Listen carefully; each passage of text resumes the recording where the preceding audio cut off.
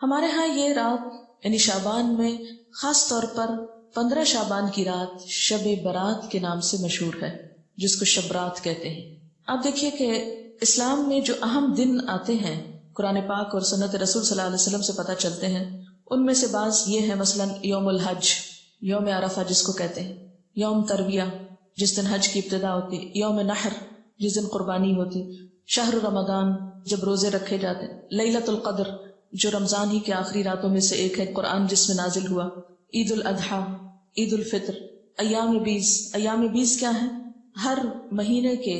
13، 14 اور 15، یعنی ایک 14ویں سے پہلے کی رات اور ایک 14ویں کے بعد کی رات۔ ان کے جو دن ہیں یعنی 13 کا دن، پھر 14 کا دن اور 15 کا دن، ان دنوں میں روزہ رکھنا جو ہے وہ مسنون ہے، یعنی ہر مہینے جو شخص روزے رکھنا چاہے وہ ان 3 دنوں میں رکھے۔ ان کو ایام 20 اس لیے کہتے ہیں کہ ان کی راتیں بھی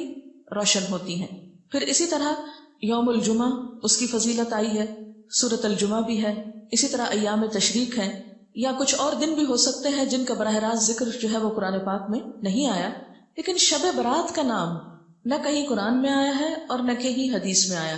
شب برات نہ قرآن میں نہ حدیث میں۔ اس کی ایک وجہ تو یہ بھی ہو سکتی ہے کہ اس کا یہ جو لفظ ہے شب، یہ عربی کا لفظ ہی نہیں ہے، یہ کس کا لفظ ہے؟ فارسی کا لفظ ہے، اور اگر اس کے آگے رات لگاتے ہیں شب رات، تو رات بھی عربی کا لفظ نہیں، اور اگر آپ اس کے آگے برات لگاتے ہیں شب برات، تو برات بھی عربی کا لفظ نہیں، یہ شاید سنسکرت کا لفظ ہے جو شادی میں برات آتی ہے۔ بعض لوگ یہ کہتے ہیں کہ اس کا نام شب براءت ہے، براءت کہتے ہیں بیزاری کو، جیسے سورۃ توبہ کے شروع میں آپ نے پڑھا براءۃ من اللہ ورسولہ، سورۃ توبہ کی ابتدا اسی سے ہوتی ہے، تو براءت کا لفظی معنی کیا ہوتا ہے؟ بیزاری۔ تو اس رات میں کس سے بیزاری اگر شب براءت کہتے ہیں، حالانکہ براءت کوئی نہیں بولتا، تو یہ اپنی ترکیب کے اعتبار سے بھی کوئی اسلامی ترکیب نہیں ہے، اور نہ ہی کوئی اسلامی اعتبار سے اس کی کوئی فضیلت یا اہمیت یا حقیقت بنتی ہے۔ شب برات جو ہے یا شب رات جو ہے ہمارے ہاں عام طور پر باقاعدہ جشن کی شکل میں منائی جاتی ہے، حالانکہ اسلام میں جشن کے دن صرف 2 ہیں، عید الفطر اور عید الاضحیٰ۔ حضرت انس رضی اللہ تعالیٰ عنہ سے روایت ہے کہ جب رسول اللہ صلی اللہ علیہ وسلم مدینہ منورہ آئے تو ان کے ہاں 2 دن تھے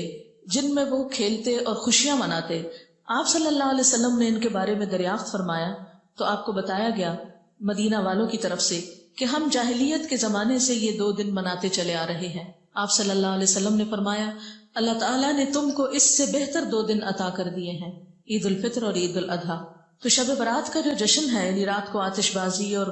مخصوص قسم کے کھانے پکانا، ان کو اسلام کا ایک حصہ بنا لیا گیا۔ اگر آپ اس کو اپنے کلچر کا حصہ کہیں یا اپنی روایات کا حصہ جو بر صغیر کی ہیں خاص طور پر، تو کوئی بات نہیں۔ مثلاً آپ 14 اگست مناتے ہیں یا آپ 9 نومبر آج منا رہے ہیں، بہت سے لوگ گھروں میں چھٹی کر کے منانے کا، ہمارے ہاں ایک ہی طریقہ چھٹی کر لی جائے۔ علامہ اقبال نے دن رات کام کیا تھا اور ہم دن رات چھٹیاں کرنا چاہتے ہیں۔ بہرحال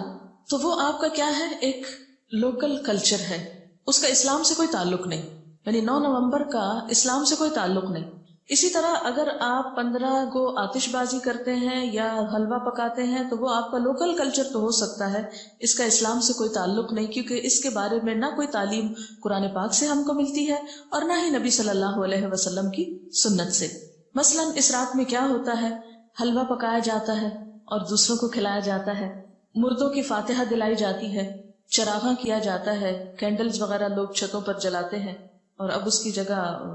دوسری بجلی کی بتیاں بھی جلائی جاتی ہیں، آتش بازی کی جاتی ہے، گھروں میں خاص طور پر رنگ روغن کیا جاتا ہے، صاف کیا جاتا ہے۔ لیکن اگر غور کیا جائے تو ان میں سے کوئی بھی چیز اپنی اصل کے اعتبار سے قرآن اور سنت سے نہیں ہے۔